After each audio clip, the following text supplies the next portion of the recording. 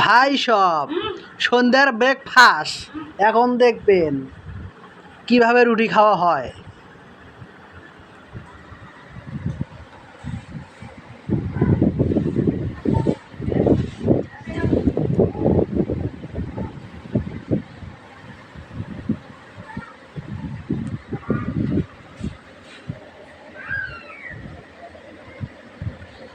প্রথমে বাড়ি ঘর দেখি নাও, তারপর খাওয়া খাই শুরু।